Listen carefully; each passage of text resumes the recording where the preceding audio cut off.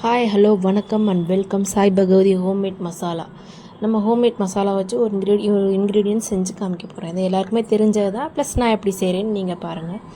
First வந்து ஒரு கடையில் 3லேருந்து 4 ஸ்பூன் எண்ணெய் ஊற்றி அதில் சின்ன வெங்காயம், கருவேப்பிலை, தக்காளி, ஒரே ஒரு தக்காளினா பாதி தக்காளி போட்டு நல்லா வதக்கிக்கிறங்க.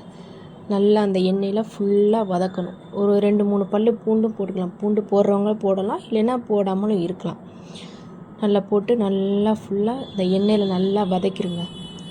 நல்லா வதக்கின அப்புறம் நீங்கள் என்ன வெஜிடபிள் கட் பண்ணி வச்சு முள்ளங்கி வேறு ஏதாவது வெஜிடபிள் பீர்க்கங்காய், கத்திரிக்காய், முருங்கைக்காய், இல்லைன்னா வெறும் முருங்கைக்காய் எது வச்சுன்னு நல்லா கழுவி வச்சுருங்க. நம்மளுடைய ஹோம்மேட் மசாலா உங்களுக்கு வேணும்னா இந்த ஸ்க்ரீனில் நம்பர் தெரியும், அந்த நம்பருக்கு நீங்கள் கால் பண்ணுங்கள், இல்லைன்னா வாட்ஸ்அப் பண்ணுங்கள். நான் உங்களுக்கு எக்ஸ்பிளைன் பண்ணுறேன். எல்லாமே உங்களுக்கு அஃபோர்டபுளான ப்ரைஸில் தான் இருக்குது. குழம்புத்தூள், ரசத்தூள், சாம்பார் தூள், ப்ளஸ் இன்னும் நிறைய வகைகள் மசாலாஸ்லாம் இருக்குது. ப்ளஸ் அதையும் நீங்கள் பார்க்கலாம். பாருங்கள், இப்போ என்ன வெஜிடபிள்னால் கத்திரிக்காயும் முருங்கைக்காவும் போட்டிருக்கேன். அதையும் நல்லா வதக்கு நல்லா வதக்கிடணும். பாருங்கள், நம்பர் தெரியுது. நல்லா வதக்கிட்டு இந்த மாதிரி அந்த வெங்காயம், தக்காளி, எண்ணெய், பூண்டு அதில் இருக்கிற டேஸ்ட் எல்லாமே அந்த வெஜிடபிள் நல்லா அப்சர்வ் பண்ணுற மாதிரி வச்சுக்கோங்க. அதில் கொஞ்சம் கல்லுப்பும் போட்டுக்கோங்க. நெக்ஸ்ட்டு நம்மளுடைய ஹீரோ வந்தாச்சு. குழம்புத்தூள் ஒரு 3 ஸ்பூன், 1 2 3 போதும். 3 ஸ்பூன் மட்டும் போட்டால் போதும். 3 ஸ்பூனே உங்களுக்கு 5 பேர் வரைக்கும் சாப்பிட்லாம். நீங்கள் தாராளமாக சாப்பிட்லாம்.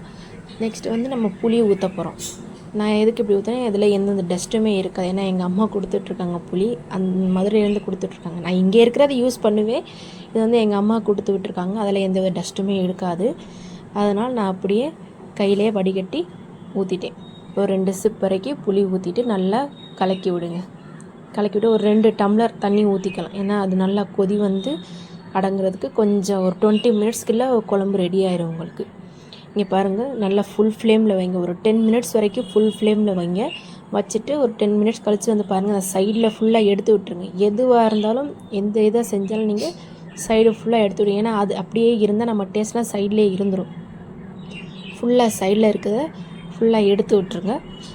எடுத்து விட்ட பிறகு லாஸ்ட் ஒரு 5 மினிட்ஸ் மட்டும் லோ ஃப்ளேமில் வச்சு பாதி தட்டு மூடி வச்சுருங்க. ஏன்னா அதுலேயே நல்லா இதாகி எண்ணெய் ஃபுல்லாக வெளியே வரும். அந்த புளுக்குன்னு உங்களுக்கு முட்டையாக வருது பாருங்கள். அப்போ இப்படி வந்துச்சுன்னா உங்களுக்கு குழம்பு ரெடி ஆயிடுச்சுன்னு அர்த்தம். அவ்வளோதான்.